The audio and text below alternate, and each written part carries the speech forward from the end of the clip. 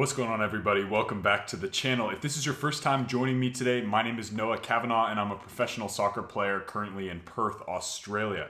Today I've got a really special video for you guys. I'm starting a series where I'm going to start interviewing professional players and other professional players who are interested in sharing their insights with you guys. These interviews might run anywhere from 20 minutes to an hour, but there are tons of gems in these interviews. And my first interview is a very long-time friend of mine, Mumbi Kwaseli, who plays at Richmond Kickers, a USL 1 team, and he has been enjoying his professional career so far. So he and I played in high school together, and we played in Spain, as I'll explain a little bit later in the interview. But I'm very excited to start this series, guys. It'll be probably every 5 or so videos, hoping to get about that cadence with these interviews, and hopefully they will be beneficial to you. One thing that I want to make sure you guys understand is that the Zoom information for the 2,000 subscriber Zoom call will be in the description box below. I'm going to say that in every video up until the point that that Zoom call happens. So excited to have you guys on. It's going to be all the timestamps and everything, and the link is in the description below. So make sure you go check that out. Without further ado, guys, let's hop into the interview.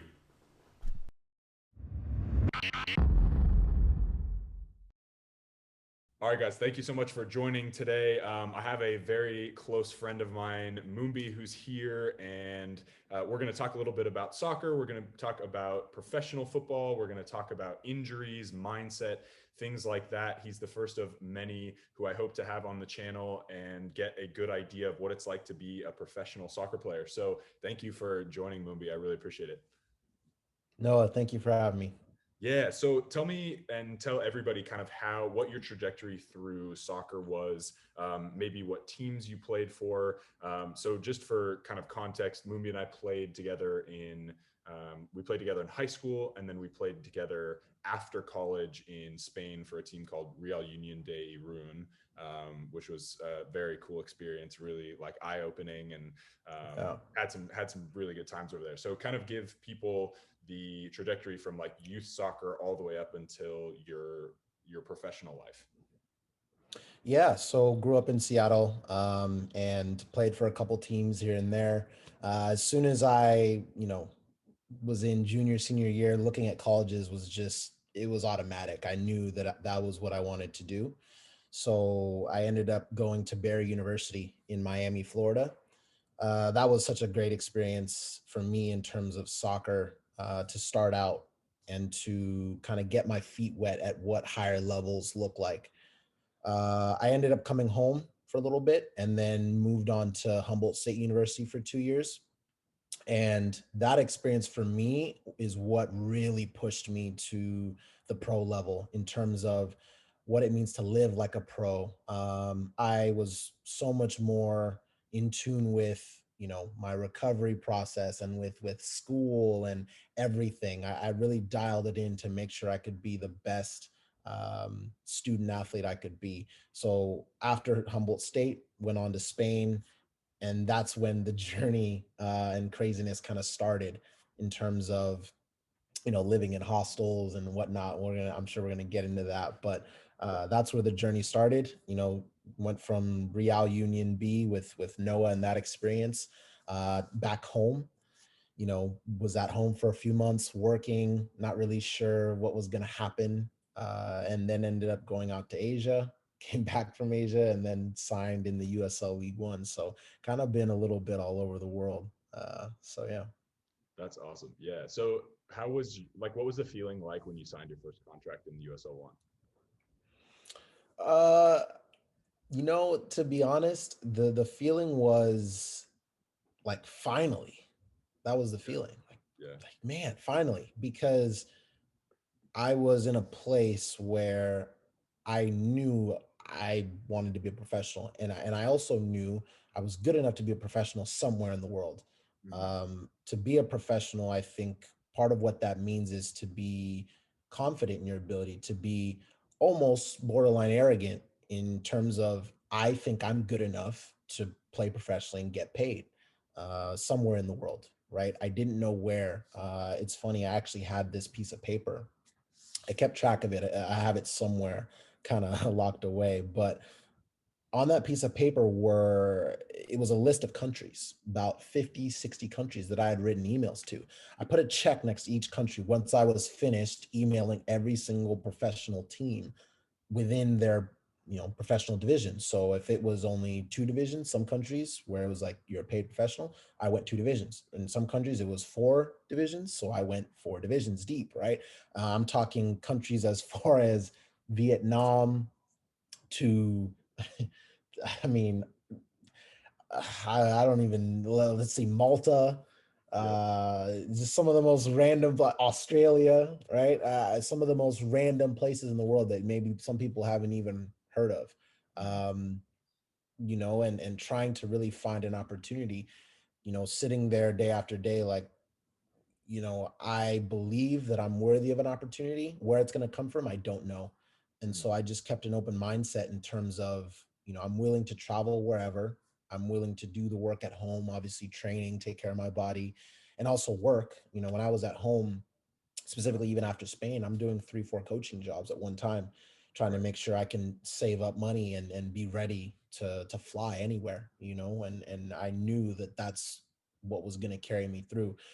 Talent is one thing, and I believe I have a little bit of it, and For game sure. insight and all that, but I've really learned that, you know, getting to this level and staying at this level, it's a mix of things, right? It's a mix of the hard work, it's a mix of the perseverance, right? When someone says no or when people don't call you back, it's a mix of being in the right place, the right time with the right coach, the right opportunity presenting itself. It's not just, oh, you're good enough to play. I was just at home training in Seattle. And to be honest with you, I saw so many amazing players who don't have Mm, contracts and who have never had a sniff at getting a contract, and for them, I feel for them, I really do, yeah. because it's so hard. If it was just based off of talent, they would already be there, even maybe further than me. So Absolutely, absolutely. What do you think differentiates sort of that level? Because I mean, again, as you and I both know, even in just in that Seattle area, and that's a really small city compared to places like LA and New York, where I'm sure there are tons of very high level soccer players who never really mhm. make it. Where do you think that difference is in people like you and I who push, even if maybe you and I might not be the best talented players, and yet we're going to make it as opposed to somebody else? Where do you think that difference is? Desire. Mm, 100% desire. I've seen guys more talented than you and I, with all due respect to us as of people and as course. players, we work hard and we, put in, we put in a lot of time, effort, and energy over the years to be where we are. But desire, man, I've played with guys who were unbelievable, Mm, unbelievable. Um, but they didn't have, when I talk about desire, I pack a couple things into desire. So when I say wanting it more, I'm going to talk about the idea of it and then also the action. So within desire, you have a couple things for me. You have, for example, the consistency. mm, So for example, something as simple as it's the off season, keeping yourself in shape, right? And you show up to the next training camp or the next opportunity you have to play competitively, ready to go. I think that bodes well for, for a player, regardless of your skill level, regardless of your experience and the years that you've played, whatever team you're in, whether it's community college, whether it's a club team, whether it's Division 1 soccer, it doesn't matter. When you show the coach that you're willing to work hard and you put in that time and effort, it shows.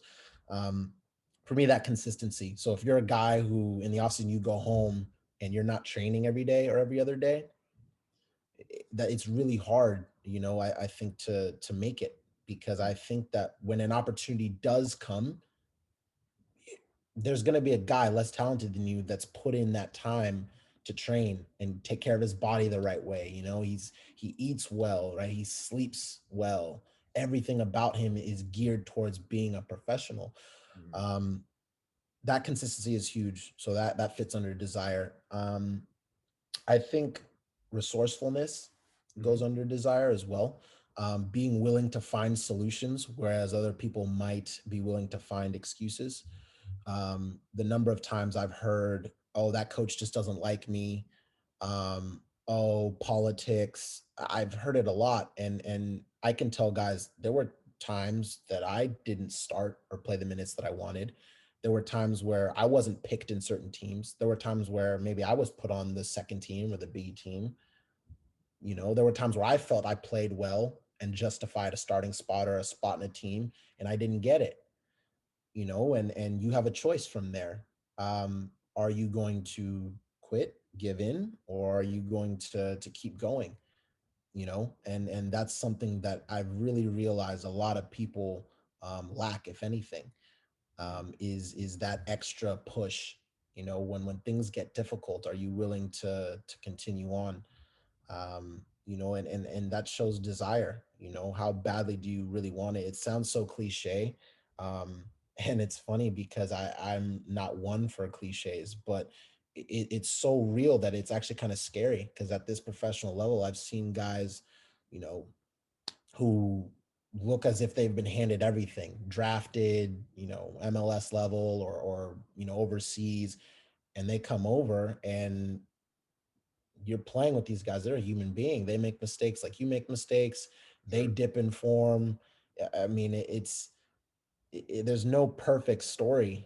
I've played with guys who they were drafted and they just were dropped down into the USL team or into the second team, the developmental team, whatever.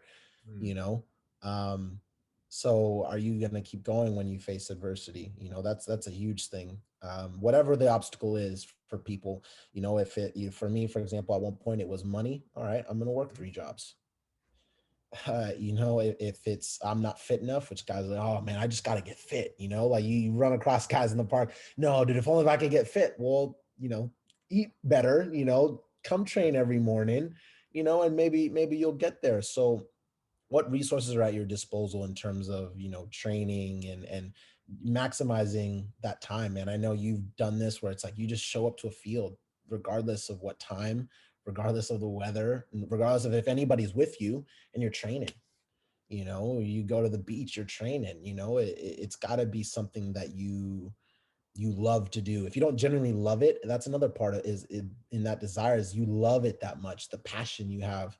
Um if you're not passionate about it, it's very rare that you will make it at a high level and not be passionate about what you do, because then you won't go the extra mile when push comes to shove, when things get difficult.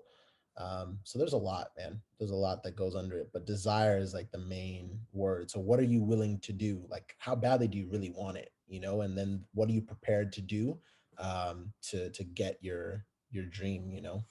Absolutely. Well, and I think there's something to be said too about you mentioned a couple different tactics, I guess, that would fall under this sort of like guerrilla tactic marketing and work rate. You get really scrappy with everything, and it's really Yeah. about people really do think it's like, oh, agents going to contact. I haven't had any agents contact me. The Hmm. amount of again, Yeah. like I've now The have waiting game. yeah, like I've got like over 2,000 subscribers now who are all like, I get DMs from people all the time like, I'm from, this remote city and I don't know what to do. I haven't played club because I can't afford it. And I'm like, okay, but there are ways that other guys who are in less advantageous positions than you started in, even, that are still making it because they went after it. They got scrappy, and you really have to be okay with doing that stuff.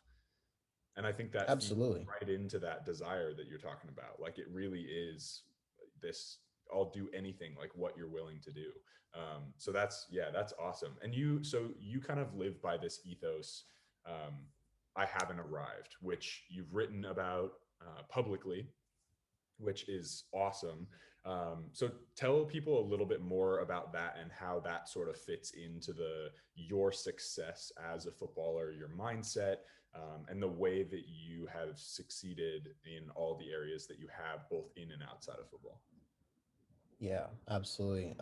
When I say I haven't arrived, what I'm talking about is I'm not done growing. I'm not done learning. Um, and I'm not done excelling. Mm, There's always another level. For me, I think the simple example for people who follow the game is a player like Messi, a player like Ronaldo, those kinds of players, I think they're the prime examples because they've been doing what they've been doing for so long. Their longevity speaks for itself. They're still chasing trophies. They're still chasing legendary status. That's I think that's the only way for me to put it. They like they want to stake their claim for being the best player to ever play this game. Mm-hmm. And to see them do it year after year, I'll be honest, man, there's a lot of guys that, maybe I've played with or against over the years, not just in one particular place. And some guys walk around like they've done it all. And it really confuses me, and it almost to a certain degree bothers me that someone might think that when in the world of football or of soccer, you have these elite out of world giants continuing to excel, continuing to score goals, continuing to win trophies, continuing to set this ridiculous standard that may never be reached again. Mm-hmm. Um, and so I say, what is my excuse? What is my reason for not trying and going the extra mile? What's my reason for believing I've done it all? I haven't done it all. There's always another level. If I say, all right, I started 10 games this season, well, next season I want to start 15, 20 games, Mm-hmm. right? If I say I played in, you know, last season, for example, we had a shortened season. And so we went from 28 games to 16 games. So we Mm-hmm. basically played a college season essentially in Yeah. USL League One. And, injuries and whatnot, I played in 6 games, I believe. Mm-hmm. And obviously, you want to play in more than 6 games. Obviously there was a lot going on in the world, but as a professional, it's just like, well, I want to play more than that, right? I believe 3 starts. So I'm looking at it like I gotta play more games. I gotta start more games. Like that's, you know, I want to play more. I love this game, and I put so much time, effort, and energy into getting here. But I'm not done, So there's always something to achieve. If I look at a player, if I look at myself and say, "Oh, I'm done," or "He's done," that's it. I feel like you plateau at that point, and I'm always trying to do better, right? And I think you measure that day by day. So without even looking big picture, I just look at, how did I train today? Mm-hmm. you know um what was my level like today? I know people don't look at training, but being a professional isn't just about game day. I think game day obviously matters, and that's where you see the results, so to speak, of, Right. of your work.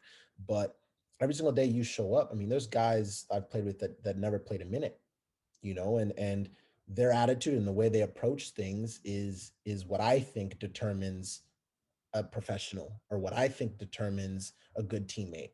Not if they're a starter, not if they, score a bunch of goals.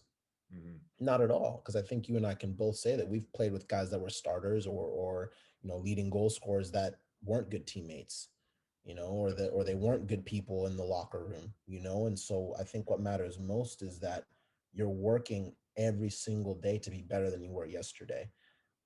And if I can do that, and at the end of a season, go like this, you have little, moments where you fall, but you're going Yeah. like this, you're going like this, you're going like that's ultimately what I think it means to be a professional, man. That for me is it. Yeah. And that's grounded in that mindset of I haven't arrived, which I think is fantastic. Yeah, absolutely, absolutely. I think, I'm looking at a lot of things when I say that, and I never want to be complacent. I never want to, say to someone or to say to myself that I have all the answers, or that Mm-hmm. I know it all. Um, you got to be humble. There's always something to learn.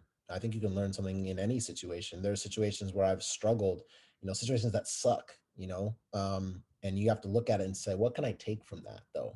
And Yeah. use it to build me up. I'm already, I've suffered through it. I lived through it. I'm okay, right? But how can I use that to get stronger? And that's what I haven't arrived is all about, that idea of how can I continue to build myself up to be the best possible version of myself. Absolutely. No, that's fantastic. And that's a mindset that'll carry you to wherever you want to go, right? Like not just in like in Mhm. football for sure, but then outside of it as well, Mhm. which is great. What are some things? So, what are some injury? Like, obviously, I just got diagnosed with a big injury. I'm going to go through a whole surgery situation. What are injuries and/or hiccups in your career that have happened? Maybe just a brief overview of a couple of them, and then maybe pinpoint one and say, here's what was tough about it, and here's how I got through it. Yeah. So before leaving college, so I was about, I think in my junior year at Humboldt State, Mm, and I was really struggling with my knees, really, really struggling with chronic tendinosis. So I just the loading on my legs. I don't know if it was the turf. I don't know if it was the shoes I was wearing, or if it was that I have flat feet and didn't have proper insoles, or whatever. It was a combination of factors that just my body was just breaking. My patellar tendons were just, it was a pain that was just lingering and lingering and mm, lingering, before training, after training, even sometimes during training. It was really difficult. And so, it was a process. It took me about 2 years to figure out how to overcome that um, particular issue. And I had to meet with a doctor. I had to say, okay, what is it? What am I struggling with? So, and this is the process, I think, for a lot of things. But baseline, where am I at? Like, what are we looking at? What's going on? Okay, he's like, you have chronic tendinosis. They do a, ultrasound, and he looked and took a, a picture and said, okay, this is what it is. I said, okay. Now, what does that mean, and how do I, like, what do I do to fix it, right? Because the vision is that in a year or less, but it ended up being 2 years, I want to be cured of this thing. I don't want to have to continually deal with this, right? So we determined the baseline. Okay, now the intervention, right, in the middle, is key, right? Because you have your end goal, but in between the baseline and the end goal, there's some type of intervention. The intervention was, I needed injections. They're called prolotherapy injections. So they would take a sugar solution called dextrose and mix with, saline, right? They'd inject that into my patellar tendon. What they would do is, they would create trauma in the tendon by poking it repeatedly for about a minute, and it was really painful, obviously. And as they poked and poked and poked and poked, it was creating an inflammation process. And in that inflammation process, obviously, blood is rushing to that area. And then the tendons that are kind of wearing away, degenerating, right? That's why they call it a chronic issue, start to be built up again by that fresh blood. And that's how that process creates a stronger tendon. And then the loading that I'm doing in training and whatnot is then obviously easier for me to manage because my tendons are stronger. mm. And so that's, I did that process. I don't remember, I think it was maybe 12 or so injections Jeez. over the course of 2 years that I went repeatedly, whether it was summer break, winter break, Thanksgiving breaks. I would go again and again and again. And I would have this procedure done, and it sucked every time. But in between, right, another part of that intervention was the rehab. You Mm, have to be consistent with the rehab. So you've assessed what the issue is. Okay, you've seen a doctor or whatever, and you have to start the work, right? And so another part of the intervention was the rehab. So I had to do a lot of, eccentric exercises, right? A good amount of band work, but a lot of work that, you know, really would strengthen the areas around the tendon. So we're talking quads and hamstrings, anything that would, glutes as well, core as well, things that would help me become stronger, that would basically take the stress off of those tendons, right? And so that took a process of a year and a half, 2 years, to figure out what exercises I needed to do and when. For example, during the week, like, what days do I need X exercise? What days do I need pool? right? What days do I need to be on the bike and not do any running? What days, and obviously, what do I stay away from? Okay, running on concrete, that's an obvious one. Running on a treadmill, got to stay away from that, right?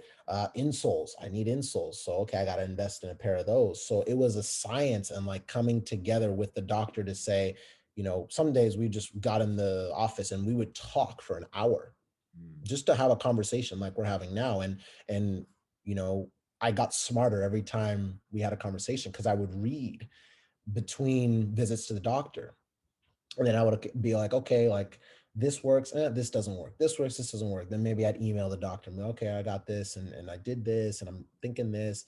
Then I'd talk to the trainers at school and be like, okay, I'm doing this, and this is feeling better. I don't like this very much. All right, post practice, what should I do? Maybe I got to do ice, or okay, no, maybe I should do stem. Oh, maybe I should do heat. Like trying to figure out the right combination of stuff, right? That would help me out. And after 2 years, we figured out what I needed. And after that, I was back to, I don't know, normal, you would say, and I didn't have to deal with that injury anymore. But that was just one of one of many. Trying to think of another one. um I know for a while in Miami I dealt with shin splints. Yeah. That was difficult, right? So that was one that it just felt like a hammer, someone taking a hammer to my shins. And what I did for that was, pretty consistent in terms of, every day after training, ice cupping, making sure that the muscles around the tibia were properly taken care of. Some days it was massaging, a good amount of stem, right? Electrical stem. Um, and then with time that went away as well, right? And so the biggest thing for me over the years with injuries, because there's been several, we go on forever. But the key is figuring out where you are, figuring out obviously where you want to be, and then the intervention. What are you going to do in the middle to get you to that end point, right? I think one of the worst things someone can do with an injury is be in denial or not come up with a plan. Those are two things that absolutely set guys back. And it doesn't mean that the process in between doesn't suck. There were days you hate doing all this rehab, or you're in pain, or it's just uncomfortable, or you're watching your teammates train. That was, I think, the worst thing for me. I don't think was any particular sensation or feeling physically. It was emotionally looking and seeing my teammates train, and being on the sideline. Yeah. um and so that takes a lot of it takes a lot of mental fortitude, I think, to say, okay, I'm on track, and let's make sure that I'm doing what I need to do today, and just focus on today. Let's make sure that I have a plan for the week and get through the week. Then we'll reassess, and then I'll see what next week looks like. And so taking it one step at a time and not trying to jump the gun, or cheat that process, because ultimately, if you do, you risk getting injured worse and then being out for longer. Absolutely. So, yeah, That's awesome. Yeah, no, thank you for sharing that stuff because it is, I think the way that you break it down is really important and it is really about structuring it. And whether it's the way that you do it or it's the way that somebody else does it, making sure that you have that mental structure and stay consistent with the way that you've outlined everything and staying on process is so vital because that, I mean, it for sure has kept me sane. Like I've laid out the things that I can do, laid out the things that I can't do, and then it's about making that schedule with the things that you absolutely can do, which I think is the most important thing. So taking action on that and making sure you stay consistent, which is huge. absolutely. And I um, like what you said. I like what you said about, making that list of what can I do, what can I not do, and then you focus on that positive. It's really that case of, is the glass half full or half empty? And if you look at it, half full, then you're sitting there, upset and pissed off consistently, at least, because it happens that you feel sure. that, but you end up, resenting, um oh, well, I can't do this, that, or the other, and then you fixate on that, and that is really tough. Then you get into this dark place where you're just like, you're just down, and you're depressed, and nothing can get you out of that place. But I feel like, one of the things that's brilliant about what you just said is, but what can you do? right? Mm. I feel like people get stuck on, oh, well, I can't do this or I can't do this, all these obstacles and barriers. Well, what about all of the open doors and windows that you can go through, right? Yeah. Even if you have to crawl through them, like what could you do that'll push you in the right direction? So I love what you just said about even making that list. It's awesome.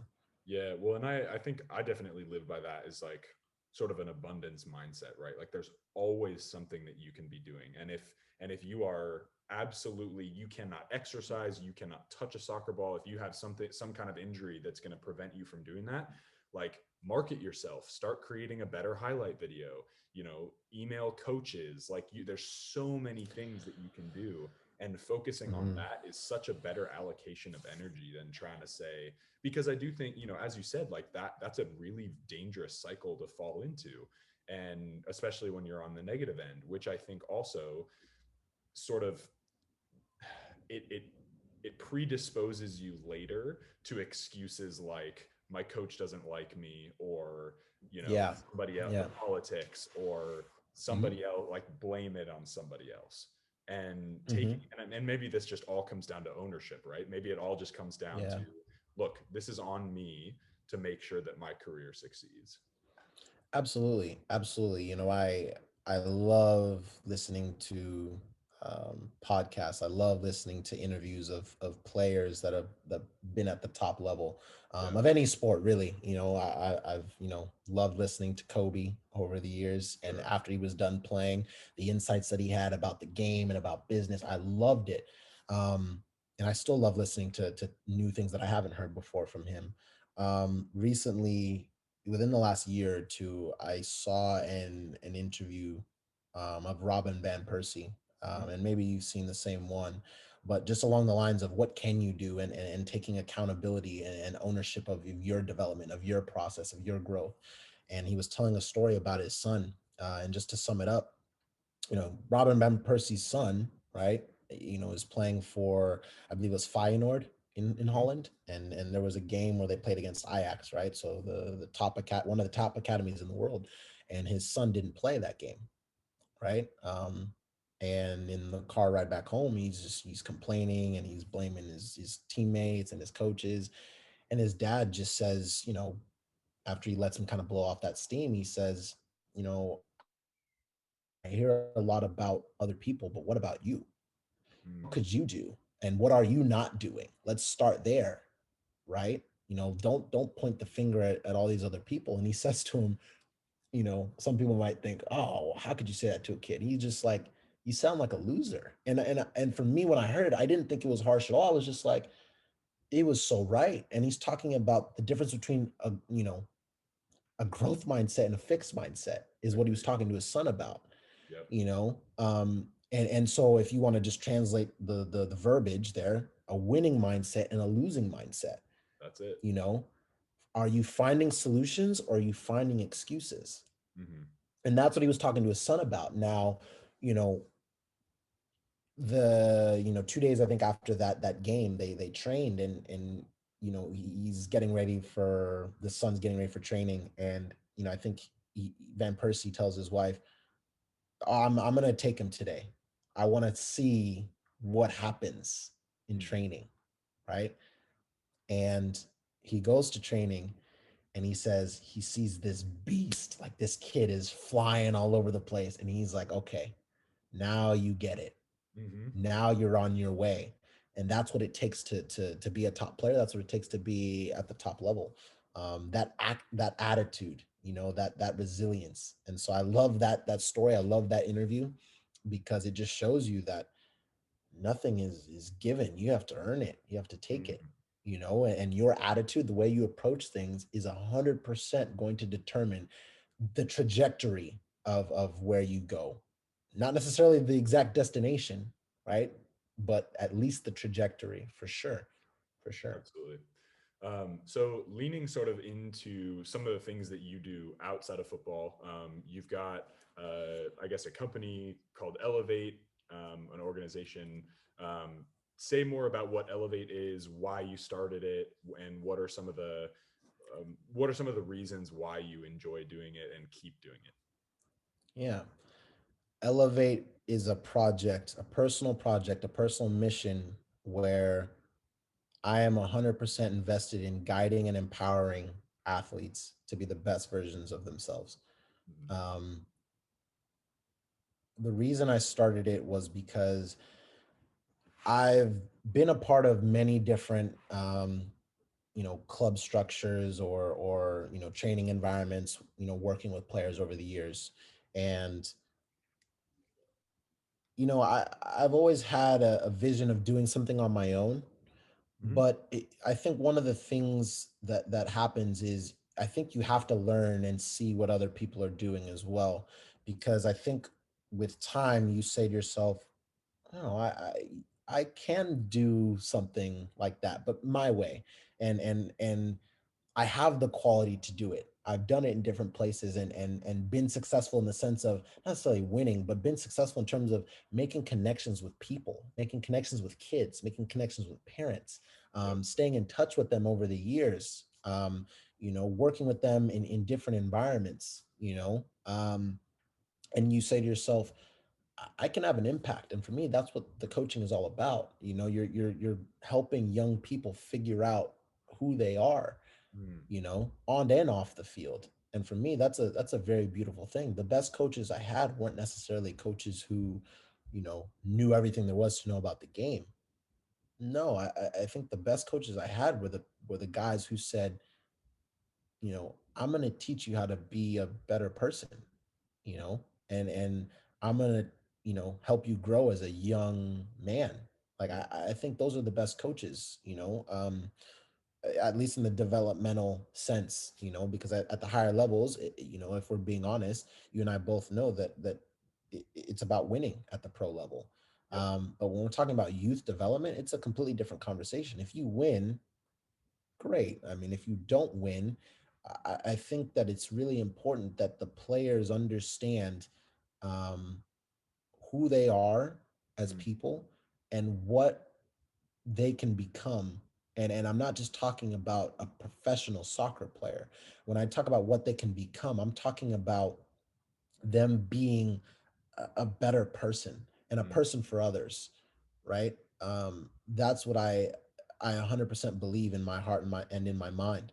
So what started a few years ago with the Rising Point, a project with my brother, it became this became a side project for me to say, okay, well, while my brother is also doing another project with the Columbus Crew and working in that academy, what could I do on my own that's kind of taking that idea and making it personal for me, Mm. right? And making it something that I create even for myself in the short term, because Rising Point will be back in the future. Yep. Rising Point is something that we're going to build. I 100% believe that and know that. But in the meantime, I wanted to do something for myself where I could have the impact that I wanted to have. I know that there are a lot of well-intentioned people out there, but for me, what disappoints me a little bit with club soccer, is with a lot of things really, is that it's for me to some degree it's gotten so big that maybe we lose sight of what's most important, which is the kids and their development. Yep. And it's great to grow clubs. I'm not saying don't grow clubs. It's great to have these tournaments and showcases. I'm not saying don't have tournaments and showcases. What I'm saying is that I'm wary of it becoming a numbers game, and I'm Yeah. wary of it becoming something that is for profit more than it is for quality, Yeah. Definitely. and being something that's exclusive versus inclusive, Mm. right?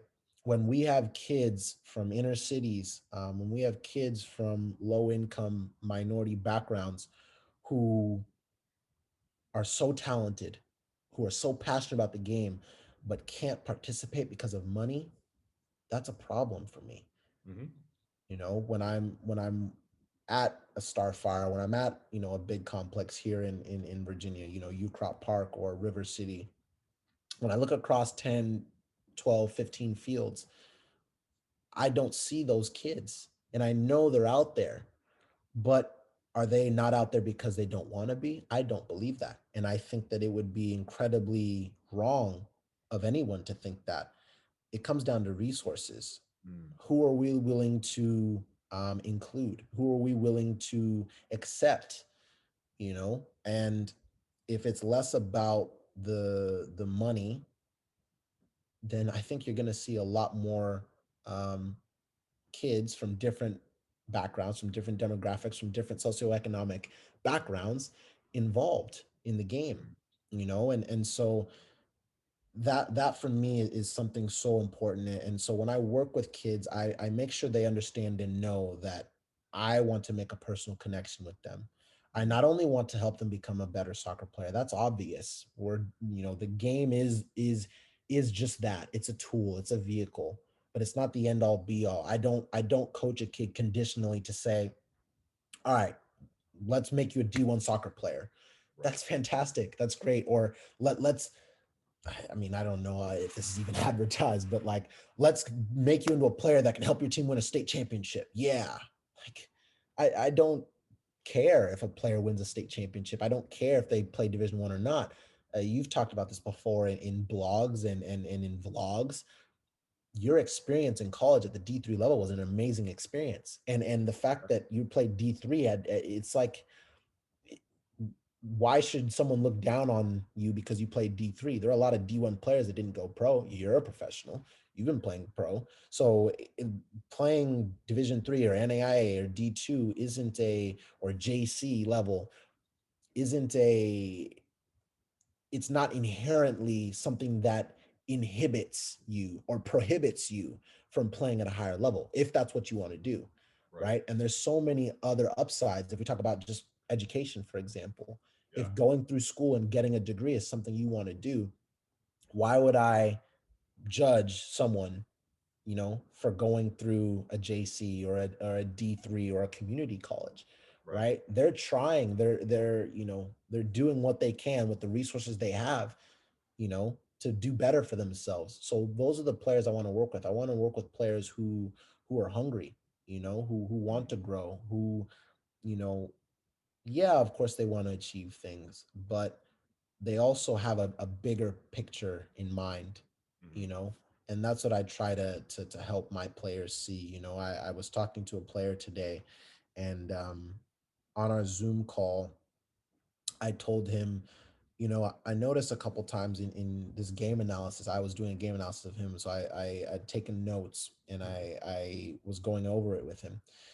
And a couple times I noticed that, he would make a bad pass and his body language would obviously be disappointed. So shoulders slumped, head down, hands on his head, right? And there was one clip in particular where he made his pass, he stopped, hands on his head, slumped shoulders, but the game didn't stop, mm, right? The other team got the ball and they played it over the top, and there was a kid who ran in behind. This kid was playing right back. They ran in behind and almost scored. And I told him, you know, this is why I'm guiding you. This is why I'm mentoring you, because I know for a fact that you're going to make another mistake like that mm, today, tomorrow, next week, next month. At some point, you're going to make another mistake, right? Or you're going to struggle. What we're doing here, the intervention, and we'll talk about this again, the baseline, where we start. mm, I ask the kid, where are you? I ask him a bunch of questions. I try to figure out where they are. Okay, starting point. I am serving as the intervention, and I'm trying to help them get to that endpoint, that objective, that higher level that they want to get to, specific to them. They tell me, oh, I want to play college soccer. Oh, I want to play varsity soccer. Oh, you get the idea. mm. So I come in and say, how do we get you there? Now, I told him, I'm concerned with your response to the mistake, not the mistake itself. You're Yep. gonna make a mistake. If you think you're not gonna make a mistake, you're kidding yourself. Mm, It's gonna happen, right? So I'm interested in, when you make a mistake, when you struggle, when you hit that adversity, what's your response? mm, So when you hit that dip, can we hit a spike, right? because you know you're going to be okay. You know that you're confident in your ability. You know that you're going to grind it out even when it's difficult. So I told him I'm not interested in what happens when you go like this and then you become complacent. I'm not interested in that. Hmm. You know, of course I want you to excel. I want you to do well. I'm going to applaud and cheer when you do something amazing, when you have a good game, when you get a good grade, whatever it is. I try to check in with them on school and everything. But when you get, a grade that you don't like, or when you don't start a game, or when you're played out of position, or whatever it is, what's your response? And that's what I hone in on with when I'm working with players, because that resilience is what builds you, not just as a player, but as a person in your life, and in your career, whatever it is you choose to go into. If it's soccer, great. If not, great, right? But you still need these absolutely vital life lessons to be, um, I don't want to just say successful, but to excel in the way you want to excel. And I think that success is subjective. There's no one definition of success. And for me, if you're trying every day, it's success. You're learning new things. You're growing. There's no failing for me unless you stop trying. Unless you Absolutely. stop trying, anything is possible. Um, and that's something that I absolutely firmly believe. And I want to teach kids to believe in themselves, and to, like I said earlier many times, to find solutions instead of finding excuses or reasons to give in or give up. Absolutely. Yeah. Well, and I think you've just pointed something out that's absolutely vital, I think, to the professional game at least. And perhaps you can speak on this as well. But I think, my something that I've noticed that's a huge piece of being a pro as far as being a player is a lot of, without fail, every single professional coach that I've had in my career has emphasized reaction, and like, what does that reaction phase look like? And I'm Yeah. talking about like the literal split second between the time that you lose the ball and the time that you're pressing that guy again. And it's Yeah. those, like, that's the difference between, say, a semi-professional or a college level and the pro level, is that, Mhm. a lot of time, and I'm sure you've noticed this in college, like a lot of guys will throw their hands up very similar, or, get pissed off or whatever. There's no room for that in the professional game at all, because Nope. by the time that you throw your hands up, it's already in the back of the net. It's that quick. Yeah. Yeah. And so I think, 100%. like what a concept too, to start to instill in these kids at such a young age, because it does take time to grow out of. Absolutely. You and I obviously both remember this well, but playing for Real Union, Ander said you Yeah. have to suffer. And Yeah. and when he said suffer, he was talking about a lot of things. Sometimes you suffer in terms of you want more and you're not satisfied with where you're at. That was one of the, I think, one of the takeaways. But also suffer in the sense of your work rate. You keep working, keep running, keep trying. One of the best compliments I think, Pep Guardiola gave Kevin De Bruyne ever was, he said to the media one day, "This guy runs like a conference player, as in conference being like fifth, sixth, seventh division of England." He's like, "This guy runs like a madman, and he's getting paid as much as he's playing. He's as talented as he is, and he's running as if he's playing Sunday league." You know, Right. um, and when Anders said, you have to suffer, putting that kind of, emphasis on that part of the process is, I think, so crucial, because part of it is obviously how much you care and that desire. We come back to that, it's full circle. But the other part is, for me, when I think about suffering, um I think about what it really means to, um what it really means to strive for something. And I mentioned this earlier, but it's not given, it's not handed out. You have to go take it, whether it's an opportunity, or it's a starting spot or whatever. And I think that the idea of taking the initiative has to be, that alone is everything. From there you can build the most amazing vision, the most amazing future, if you start with this idea of taking the initiative.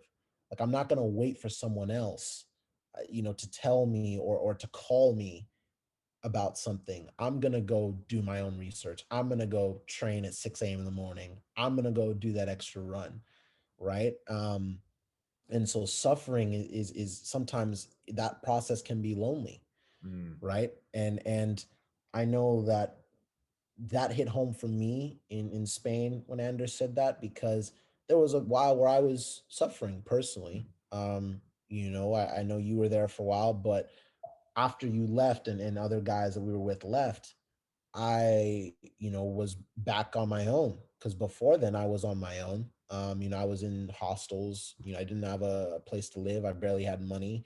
Um, some days I was really hungry, not gonna lie to you. Yeah. And, you know, at times very uncomfortable, at times very, very down, at times as lonely as I've ever been in my life. And I remember the day that the director of Real Union, a couple months before you showed up, and I'd been training for about 2 months. I remember the day that he sent a text, because the coach had liked me, but he was gonna leave. And I remember the day he sent the text and said, we want Moonby for next season. And the feeling that ran through my body, because I knew what I had been through.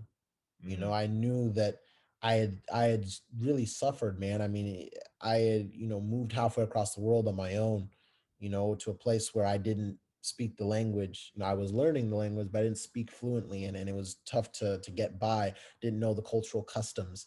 I did for a while. I didn't have a place to necessarily call home.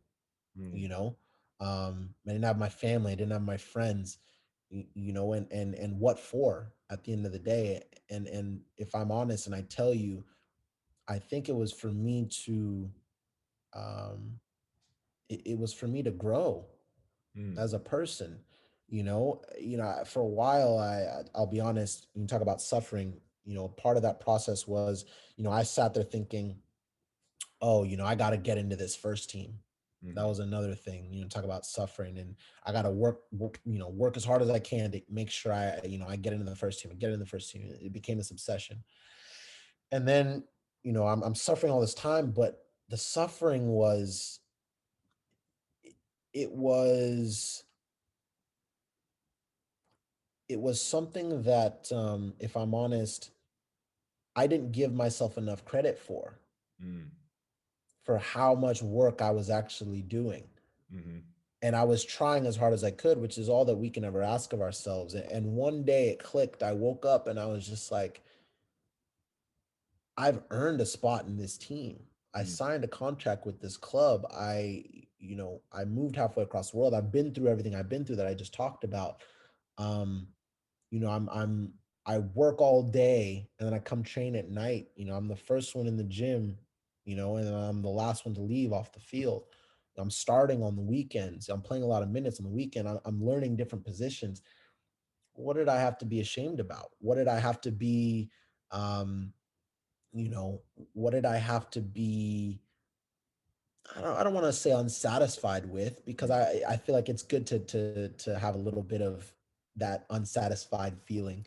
Of course. But I didn't have anything to hang my head about, Yeah. and I was suffering, but I was growing and I was learning and I was absolutely doing what I set out to do when I first left home, when I was 18. Mm-hmm. Um, and if I look back, if I were to have a conversation with me at 18 years old, you would take it. You Yeah. would say, okay, like, wow, like, the I would my 18-year-old self would say, oh man, that's got to be my mentor, or that has to be, someone that I look up to. I firmly believe that. I'm looking at kids who, I see myself in, and that's what I think of, like, me at 18 or 19 looking at me at 26 would be like, whoa, like, this guy, I can learn a lot from him, and He's someone that I can relate to, and so that for me is when I think about suffering, I think about all of that. Is am I making my 18-year-old self proud? Am I making my 14-year-old self proud? Am I someone that my 14-year-old self would want to be? Mm-hmm. And I see that in these kids. Am I someone they would want to be in terms of, am I doing things that they would want to do? Right. Right. Not necessarily being exactly me. I don't want them to be me. I want them to be them. But the process of all of that is something that I absolutely hope that they embrace, because it's such a beautiful journey, and I've loved, absolutely loved every step of the way, even when it was difficult, man. Even when it was difficult, I've loved meeting people from all around the world, eating different foods, learning different customs, Mm-hmm. and playing in games in empty stadiums, playing in games, with packed stadium. Like, it's all of it, man. It's been awesome, and so that's what I want to pass on to kids. Yeah. Well, yeah, what a fantastic place to sort of wrap things up a little bit. I think that's, I have a few rapid fire questions for you that are always like, viewers are always asking me about like some random nitpicky stuff about life. Yeah, But hit yeah, me. it's like, what a gold mine of wisdom. And like, obviously you've been through a lot in your career, and you're not done yet, and you're nowhere near done, and you've still got lots of places to go. And, you know, it's been super cool when I'd say like I reckon we met my freshman year, but like we really started to know each other probably sophomore, your junior year. And like Mm, since that, what is that, 10 years now or so? yeah. Just 10 or Wow. 11 years now.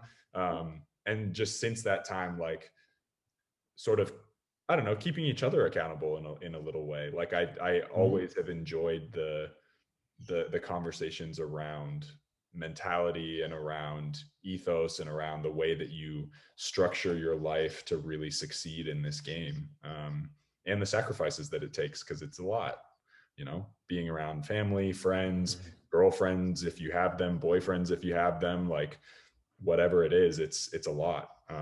So yeah, really appreciate those pieces of wisdom, because I think a lot of people can benefit from that stuff.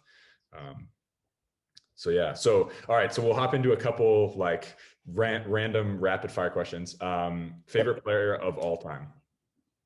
Messi. Messi. Okay. Yeah. What is your favorite pair of boots that you've ever worn? Favorite pair of boots would probably be, honestly, I would go with the Adidas Preds. Preds. Okay. What Yep. generation? Woo. You hit me with the hard one, man. I don't even remember. The modern ones or the older ones? Modern ones. The modern ones. Okay. Yeah. Perfect. And what's your preferred position? Holding mid. Do you have a number that you like to wear? 23. 23. Fantastic. That's pretty much all I got, man. That's awesome. Thank you very much for being on. I really appreciate it. And again, I hope people can uh, really learn from the wisdom that you've gained over the course of the last 26 years of life, and obviously last 15, 20 years of being a rising footballer. So much appreciated. Thank you again for coming on, man. Thank you for having me, Noah. Really appreciate you, man, and much love always. All righty. Take care. All right, guys, that is it for the video. Thanks so much for watching. If you made it this far, make sure you subscribe and like. Hope you enjoyed that video with Moombi. He's such an incredible guy, has got some great business ideas and opportunities. Obviously, his Elevate and the sort of the saying that he lives by, I haven't arrived, which I absolutely love. So that is something that I will definitely be taking from this phone call, and just so excited to share that with you. And he's very excited to give those gems to you guys. So without further ado, guys, that is it for the video. Thanks so much for watching. As always, be awesome, take care, and I'll see you guys in the next video.